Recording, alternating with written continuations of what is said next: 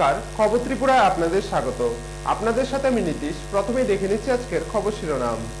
খবর শিরোনাম নিবেদন করছে আমার পরিবারের সুরক্ষা কবচ লিভসেভ। আন্তর্জাতিক চাপের মুখে পড়ে অবশেষে পশ্চিম এশিয়া ও আফ্রিকার আরও 1,20,000 শরণার্থীকে নতুন করে আশ্রয় দিতে রাজি হল ইউরোপিয়ান ইউনিয়ন। ভারত সরকারের সঙ্গে যুদ্ধবিরতি ভেঙে গত জুনে মণিপুরে সেনা কনভয়ে হামলায় 18 জন জওয়ানকে হত্যাসহ একাধিক নাশকতায় জড়িত থাকার দায়ে 5 বছরের জন্য সাসপেন্ড করা হলো এনএসসিএনকে। দিল্লিতে ডেঙ্গির থাবায় মৃতের সংখ্যা বেড়ে দাঁড়ালো 11। এখনো পর্যন্ত দিল্লিতে 1800 জনের দেহে সংক্রমণ ধরা পড়েছে।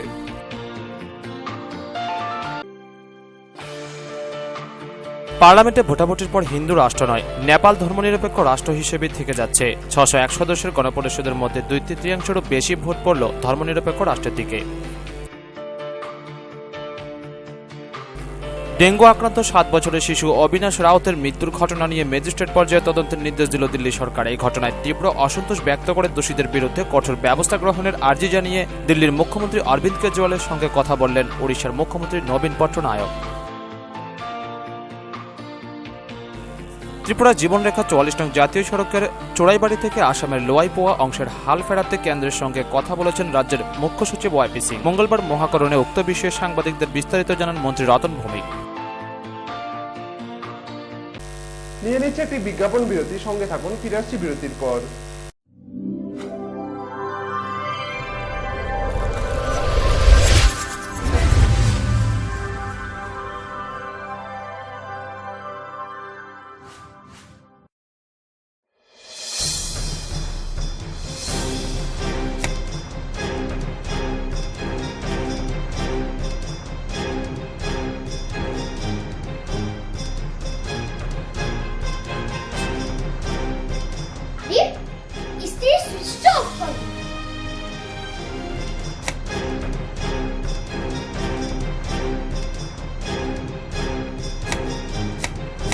বৈদ্যুতিক সরঞ্জাম যেমন fridge, tubelight, AC, motor, TV, geyser, fan কেনার সময় অবশ্যই BEE লেভেল ও সর্বোচ্চ তারাচিহ্নের সংখ্যা দেখে কেনা উচিত।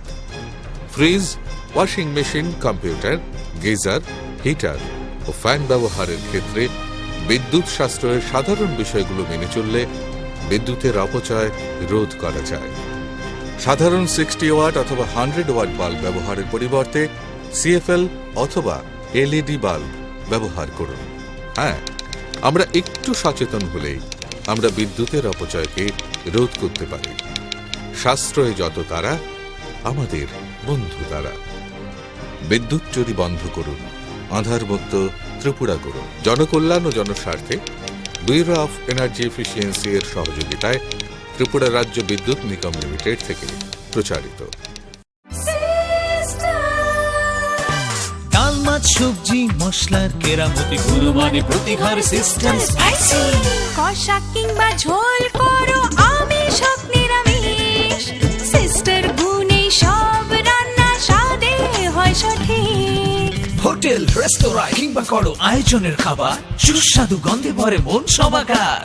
সিস্টার গুঁড়া মশলায় রান্নার বাহার, মন চাই ফিরে ফিরে খেতে পারবা। সিস্টার গুঁড়া মশলা, গুণমানে প্রতি ঘরে ঘরে।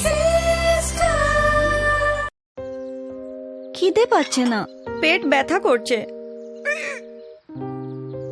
আরো বাইরের খাবার খা, তোদের নিয়ে যে কি করি। আরে দিদি, 10টি আয়ুর্বেদিক তত্ত্ব দিয়ে তৈরি লিভসেভ কিটস আছে না, যেটা বাচ্চাদের এই সব সমস্যা থেকে রেহাই দেয়। আমার বাচ্চাদের সুরক্ষা কবচ লিভসেভ কিডস। বিয়ে মানে নতুন জীবন, অনেক স্বপ্ন, স্বপ্ন পূরণে স্বর্ণকমল জুয়েলার্স। আকর্ষণীয় বিয়ের গয়নার অসংখ্য ডিজাইন নিয়ে স্বর্ণকমল জুয়েলার্স জানায় আপনাদের সাদর আমন্ত্রণ। স্বর্ণকমল জুয়েলার্স, আপনার যে আপন।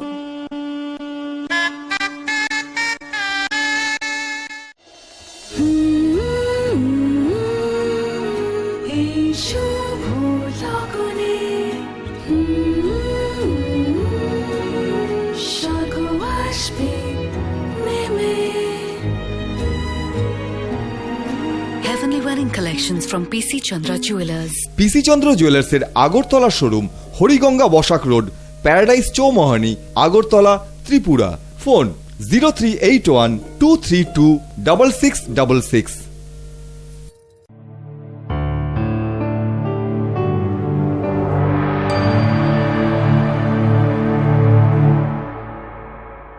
ডেঙ্গু আক্রান্ত 7 বছরের শিশু অবিনাশ রাউতের মৃত্যুর ঘটনা নিয়ে ম্যাজিস্ট্রেট পর্যায়ে তদন্তের নির্দেশ দিল দিল্লি সরকার।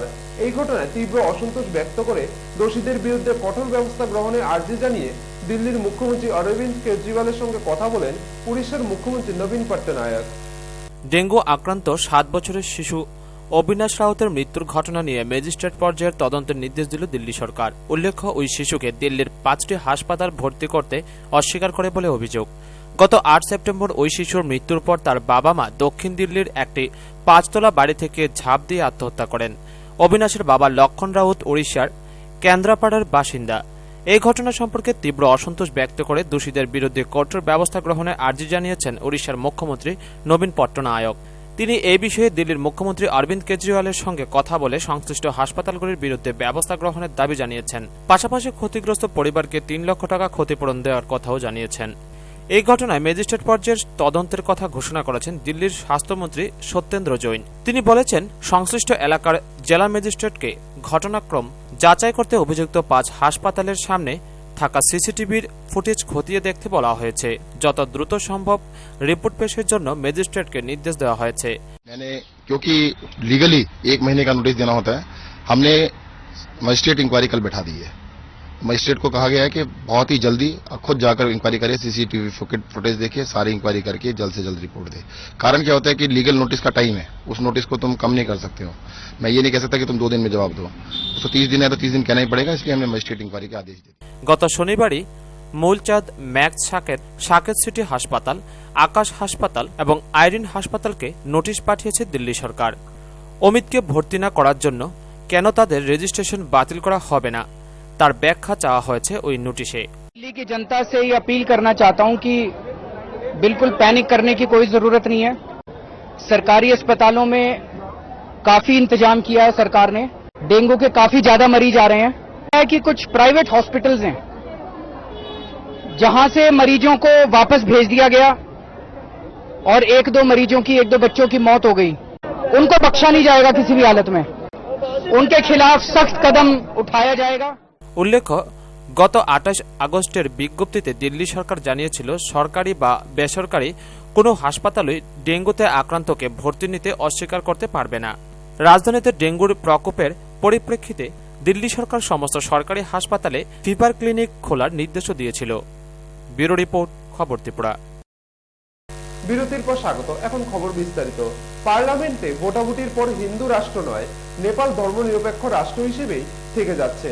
601 সদস্যের গণপরিষদের মধ্যে 2/3 বেশি ভোট পড়ল ধর্মনিরপেক্ষ রাষ্ট্রের দিকে। পার্লামেন্টে ভোটাভুটির পরে হিন্দু রাষ্ট্র নয়, নেপাল ধর্মনিরপেক্ষ রাষ্ট্র হিসেবে থেকে যাচ্ছে। 601 সদস্যের গণপরিষদের সদস্যদের মধ্যে 2/3 বেশি ভোট পড়ল ধর্মনিরপেক্ষ রাষ্ট্রের দিকে। সেই সঙ্গে প্রস্তাবিত নতুন সংবিধানে হিন্দু রাষ্ট্রে পরিণত হওয়ার প্রস্তাব বাতিল হয়ে গেল। বিশ্বের এক সময়কার একমাত্র হিন্দু রাষ্ট্র থেকে 2008 সালে মে মাসে ধর্মনিরপেক্ষ রাষ্ট্রে পরিণত হয়েছিল নেপাল। রাজতন্ত্রের সমর্থক রাষ্ট্রীয় প্রজাতন্ত্র পার্টি নেপালের চেয়ারম্যান কামাল থাপা এবং রাষ্ট্রীয় প্রজাতন্ত্র পার্টির অমরিত বোহরা সংবিধানে নেপালকে ধর্মনিরপেক্ষ থেকে ফের হিন্দু রাষ্ট্রে পরিণত করার দাবি জানান। এ বিষয়ে গণপরিষদের 601 সদস্যের মত জানতে চাওয়া হলে মাত্র 21 জন ভোটের পক্ষে মত দেন। গণপরিষদের নিয়ম অনুযায়ী কোনো প্রস্তাবে ভোট করতে হলে অন্তত 61 সদস্যের অনুমতি প্রয়োজন হয়। বেশ কিছু হিন্দুবাদী সংগঠন গেরুয়া পতাকা হাতে নেপাল পার্লামেন্টের বাইরে বিক্ষোভ দেখায়। ব্যুরো রিপোর্ট, খবর ত্রিপুরা। ত্রিপুরার জীবনরেখা 44 নং জাতীয় সড়কের চুরাইবাড়ি থেকে আসামের নোয়াইপোয়া অংশের হাল ফেরাতে কেন্দ্রের সঙ্গে কথা বলেছেন রাজ্যের মুখ্য সচিব যশপাল সিং। মঙ্গলবার মহাকরণে উক্ত বিষয়ে সাংবাদিকদের বিস্তারিত জানান মন্ত্রী রতন ভৌমিক। অবশেষে ত্রিপুরার জীবনরেখা 44 নং জাতীয় সড়কের চোরাইবাড়ি থেকে আসামের লুয়াইপোয়া অংশের হাল ফেরাতে তৎপর হল ত্রিপুরা সরকার। সে বিষয়ে দিল্লির সঙ্গে কথা বলেছেন ত্রিপুরার মুখ্য সচিব ওয়াইপি সিং বলে মঙ্গলবার মহাকরণে সাংবাদিকদের জানান মন্ত্রী রতন ভৌমিক। তিনি আরও জানান, দিল্লিতে কথা বলার পর কেন্দ্রের তরফে আসাম সরকারের সঙ্গে যোগাযোগ করা হয়। তারপরই জাতীয় সড়ক সংস্কারের জন্য আসাম সরকার ওয়ার্ক অর্ডার ইস্যু করে এবং তা ত্রিপুরা সরকারকে অবগত করেছে। আশা করা যাচ্ছে জাতীয় সড়কের এই অংশের অবস্থার দ্রুত উন্নতি হবে। ইদানিংকালে আরও রাস্তা এসেছে, আসাম গভর্নমেন্টের সাথে আমরা বিষয়টা নিচ্ছি, সেন্ট্রাল গভর্নমেন্টের সাথে বিষয় নিচ্ছি, কারণ আসামের পার্টির রাস্তা নষ্ট, এটা অলরেডি তারা আজকে ত্রিপুরার সাথে যোগাযোগ করেছে, ওয়ার্ক অর্ডার ইস্যু করছে আসামের পার্টি যেটা কাজ করার জন্য। সেন্ট্রাল গভর্নমেন্ট তো হস্তক্ষেপ করছে, কালকে সিএস দিল্লিতে কথা কইছে, কথা বলার পরে তারা উদ্যোগ নিছে আসামের পার্টি রিপেয়ার করবে।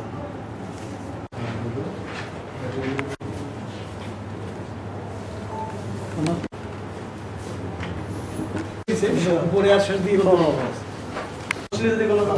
আমি এটা ডিটেলস করছি একটা। ব্যুরো রিপোর্ট, খবর ত্রিপুরা। নিয়ে নিচ্ছে আবার একটি বিজ্ঞাপন বিরতি, সঙ্গে থাকুন।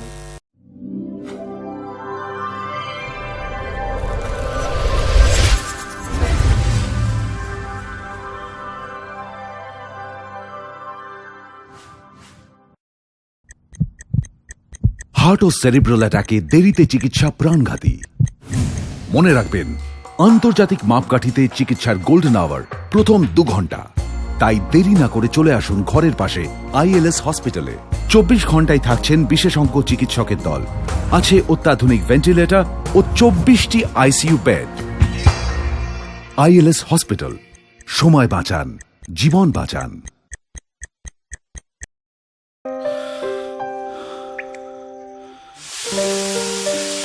ছেড়ে দিচ্ছ না কেন? ভয় করে প্রতিদিনের এই সমস্যা তোমার লিভারের ক্ষতি যেন না করে। লিভসেভ প্রতিদিন খাও, যাতে এই সব সমস্যা থেকে তুমি রেহাই পাও।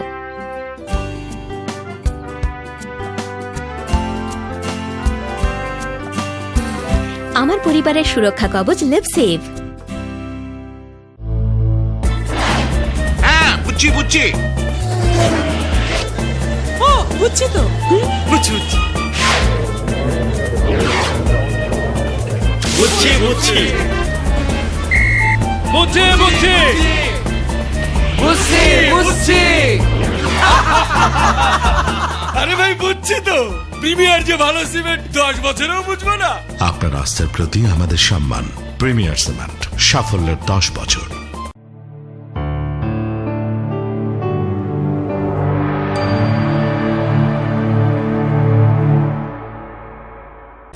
বিজ্ঞাপন বিরতির পর আবারও স্বাগত। চলে যাচ্ছে অন্যান্য খবরে। ডলারের তুলনায় ভারতীয় টাকার মূল্য হঠাৎ করে নিচে নেমে যাওয়ায় দেশের দ্বিতীয় ইন্টিগ্রেটেড চেকপোস্ট দিয়ে আমদানি বাণিজ্য মুখ থুবড়ে পড়ে গিয়েছে। ফলে আমদানিকারকদের ক্ষতি পরিমাণ বাড়ছে লাফিয়ে লাফিয়ে। কথা জানান আগরতলা ইম্পোর্ট এক্সপোর্ট অ্যাসোসিয়েশনের সম্পাদক হাবুল বিশ্বাস। ভারতের প্রথম ইন্টিগ্রেটেড চেকপোস্টটি রয়েছে পাঞ্জাবের ওয়াঘায় ভারত পাকিস্তানের মধ্যে। ভারতের দ্বিতীয় এবং সমগ্র পূর্ব ও উত্তর পূর্ব ভারতের একমাত্র ইন্টিগ্রেটেড চেকপোস্ট তথা আইসিপিএ হল আগরতলার পার্শ্ববর্তী ভারত বাংলাদেশের মধ্যে আখাউড়া ইন্টিগ্রেটেড চেকপোস্ট। 2013 সালের এই চেকপোস্টটি আনুষ্ঠানিকভাবে যাত্রা শুরু করে এবং এটির পরিচালনার দায়িত্বে রয়েছে land port authority of India তথা এলপিআই। নিরাপত্তার দায়িত্বে রয়েছে ভারতীয় সীমান্তরক্ষী বাহিনী। এই আইপিসি দিয়ে গড়ে দৈনিক প্রায় 200 ট্রাক পণ্য বাংলাদেশ থেকে আমদানি হতো এবং টাকার অঙ্কে তা দৈনিক 1 থেকে 1.5 কোটি টাকা। এই পণ্যগুলির মধ্যে রয়েছে সিমেন্ট, পাথর চিপস, ঢেউ টিন, কাপড়, পাট, প্লাস্টিকের সামগ্রী, শুকনো খাবার, বিস্কুট, চিপস, মাছ, শুকনো মাছ সহ 100 রকমের বেশি সামগ্রী। কিন্তু গত প্রায় 1 মাস ধরে এই পণ্য আমদানির পরিমাণ প্রচণ্ড রকমভাবে কমে গিয়েছে। এখন গড়ে দৈনিক 15 থেকে 20 ট্রাক পণ্য সামগ্রী আমদানি হচ্ছে, যা টাকার অঙ্কে 10 থেকে 15 লক্ষ টাকায় নেমে গিয়েছে বলে জানান আগরতলা ইম্পোর্ট এক্সপোর্ট অ্যাসোসিয়েশনের সম্পাদক হাবুল বিশ্বাস। এর কারণ হিসাবে হাবুল বাবু ডলারের তুলনায় ভারতীয় টাকার মূল্য হ্রাসকেই দায়ী করেন। কারণ আগে 1 ট্রাক পণ্য বাংলাদেশ থেকে আমদানি করতে যে পরিমাণ ভারতীয় টাকা দিতে হতো, এখন সেই পরিমাণ পণ্যের জন্য অনেক বেশি ভারতীয় টাকা দিতে হচ্ছে। ফলে পণ্য আমদানি করে লাভ প্রায় থাকছে না। তাই এই পরিস্থিতিতে অনেক ব্যবসায়ী বাংলাদেশ থেকে পণ্য আমদানি থেকে বিরত রয়েছেন। পরিস্থিতি এতটাই খারাপ রয়েছে যে আগরতলার মাছ আমদানিকারকরা আখাউড়া আইপিসি দিয়ে বাংলাদেশ থেকে মাছ আমদানি বন্ধ করে দিয়েছে। এভাবে দীর্ঘদিন চলতে থাকলে আগরতলার ব্যবসায়ীদেরকে বাংলাদেশের সঙ্গে আমদানি বাণিজ্য মুখ থুবড়ে পড়বে বলে আশঙ্কা প্রকাশ করেন হাবুল বিশ্বাস।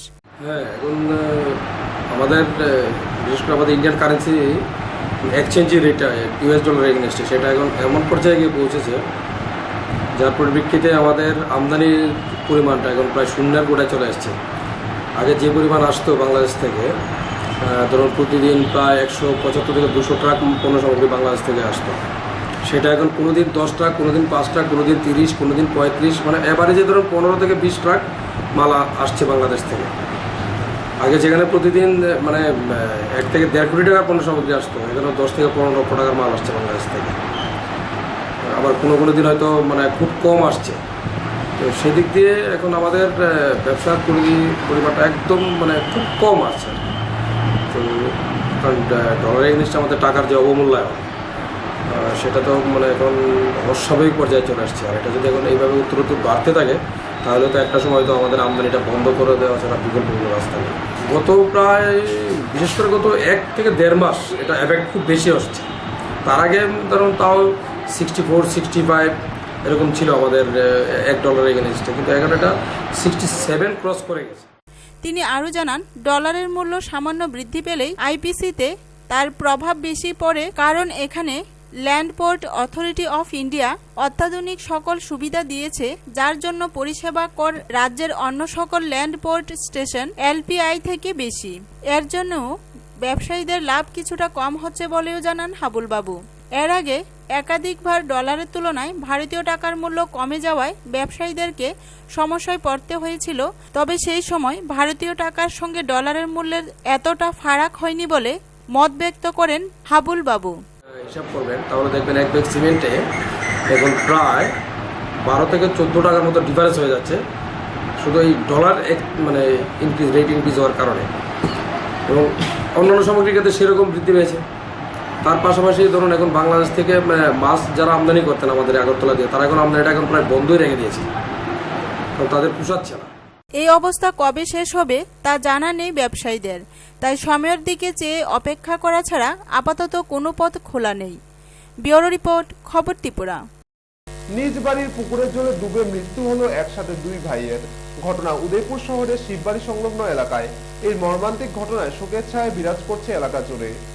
মর্মান্তিক দুর্ঘটনা, নিজ বাড়ির পুকুরের জলে ডুবে মৃত্যু হলো একসাথে 2 ভাইয়ের।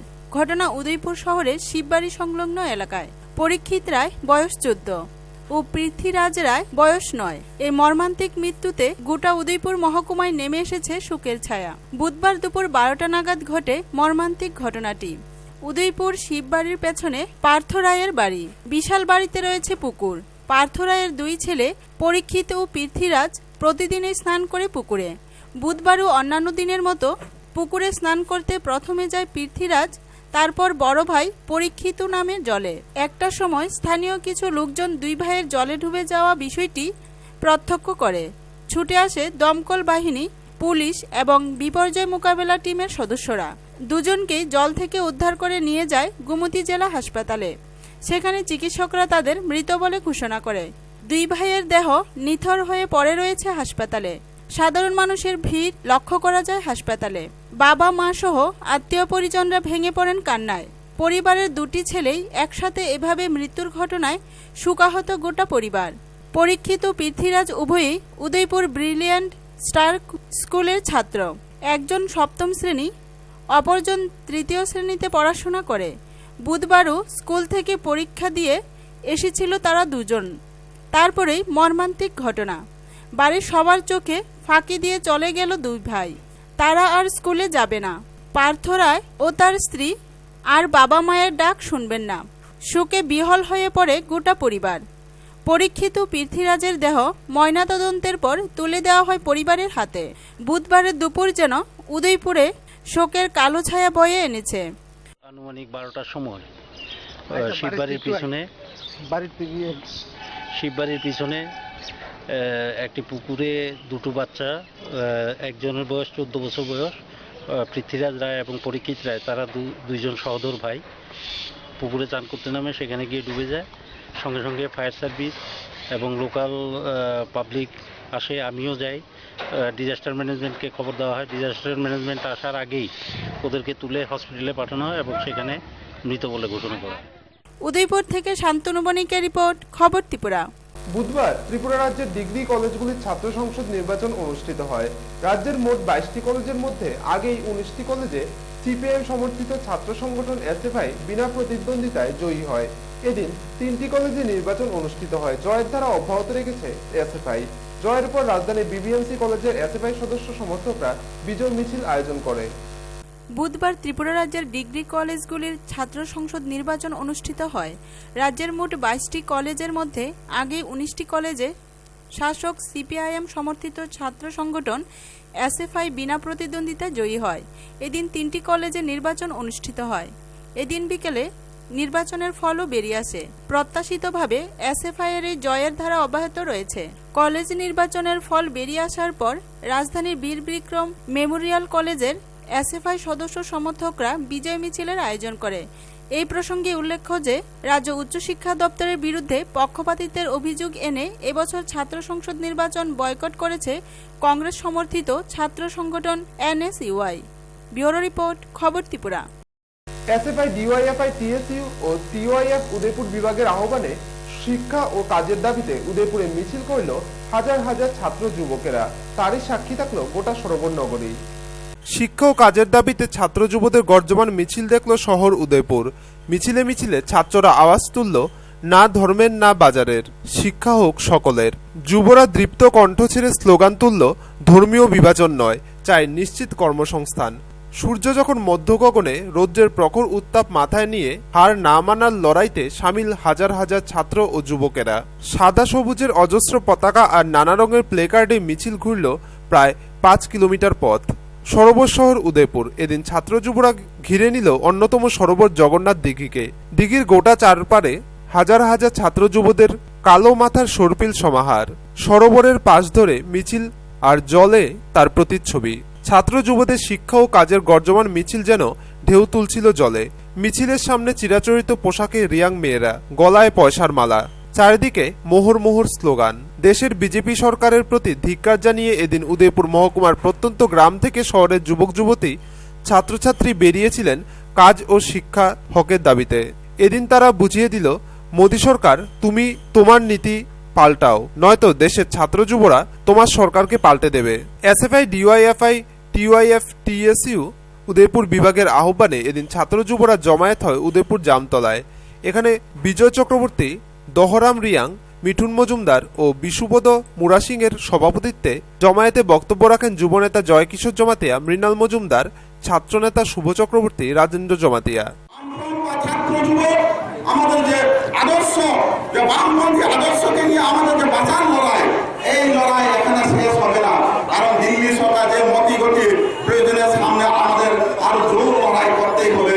এই লড়াইয়ে আপনারা নিশ্চয় যোদ্ধার সামিল মাধ্যমে আমাদের দেশের সরকারের যে নীতি, সেই নীতিকে আমরা প্রতিবাদ করে তাদের যে নীতিহীন যে ব্যবস্থাকে আমরা স্তব্ধ করে মানুষের জন্য যাতে কাজ করতে বাধ্য হয় সেরকম করতে পারবে, সেই আশা এবং বিশ্বাস রেখে কর্মসংস্থান নীতি গ্রহণ করে এই দেশের যুবদের যাতে কাজ পেতে পারে তার জন্য ভূমিকা গ্রহণ করছেন।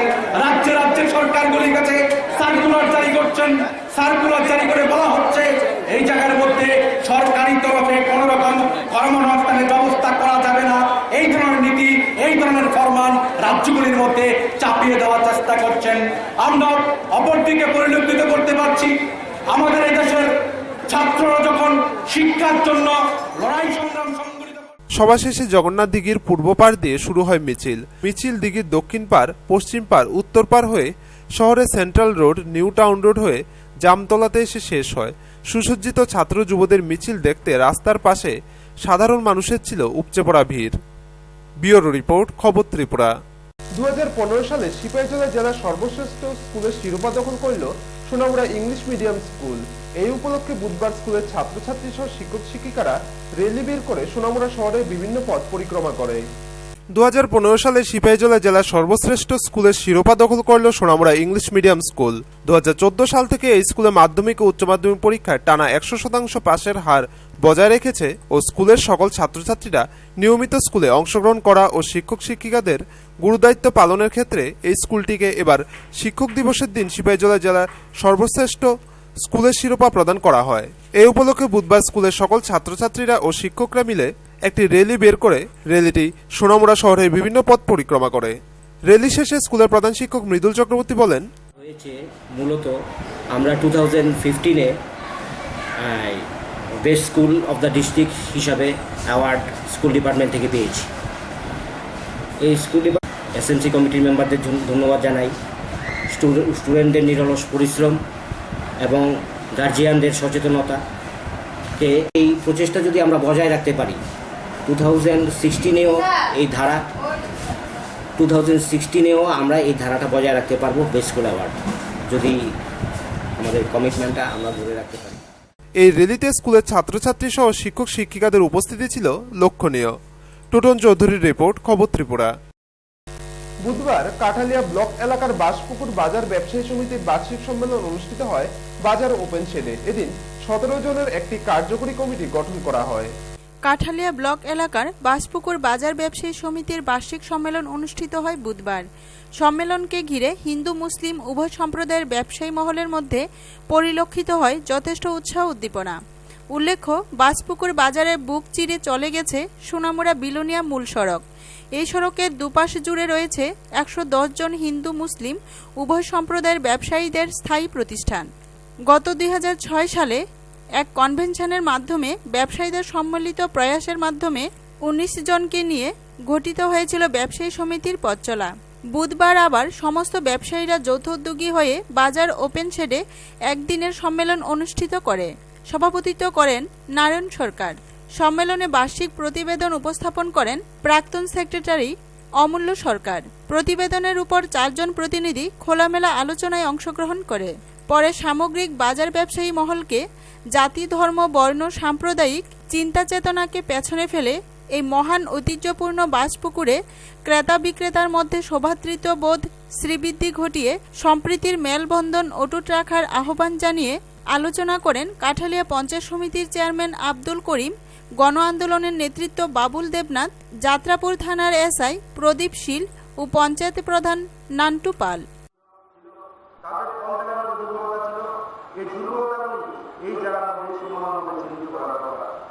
এগুলো চিহ্নিত করলে পরে আগামী দিনে যে কোনো জাতি এই বাজারের দায়িত্ব অর্পণ করা হবে, আপনার সবাই মিলে সবাই ওই তারা যে বাজারের একটা গাইডলাইন থাকে, একটা নিয়ম বলতে থাকে, এই নিয়ম অনুসারে চলতে তারা ওইভাবে চলে গাছ নিজেদের আলোচনা করা দরকার। এই বিষয়গুলো ঠিক পাশাপাশি দেখতে হবে আমরা দেখতে সম্মেলন থেকে সর্বসম্মতিক্রমে 17 জনের একটি কার্যকরী কমিটি গঠন করে সভাপতি ও সম্পাদক নির্বাচিত করা হয় যথাক্রমে অমূল্য সরকার ও হিল্লুল উদ্দিনকে। কাঠালিয়া থেকে নারায়ণ বৈদ্যের রিপোর্ট, খবর ত্রিপুরা। খবর শেষ করার পূর্বে আবারও দেখে নিচ্ছে আজকের খবর শিরোনাম। খবর শিরোনাম নিবেদন করছে আমার পরিবারের সুরক্ষা কবচ লিভসেভ। আন্তর্জাতিক চাপের মুখে পড়ে অবশেষে পশ্চিম এশিয়া ও আফ্রিকার আরও 1,20,000 শরণার্থীকে নতুন করে আশ্রয় দিতে রাজি হল ইউরোপিয়ান ইউনিয়ন। ভারত সরকারের সঙ্গে যুদ্ধবিরতি ভেঙে গত জুনে মণিপুরে সেনা কনভয়ে হামলায় 18 জন জওয়ানকে হত্যা সহ একাধিক নাশকতায় জড়িত থাকার দায়ে 5 বছরের জন্য সাসপেন্ড করা হলো এনএসসিএনকে। দিল্লিতে ডেঙ্গির থাবায় মৃতের সংখ্যা বেড়ে দাঁড়ালো 11। এখনো পর্যন্ত দিল্লিতে 1800 জনের দেহে সংক্রমণ ধরা পড়েছে। এখনকার মতো খবর এই পর্যন্তই। সঙ্গে থাকুন, দেখতে থাকুন খবর ত্রিপুরা। নমস্কার।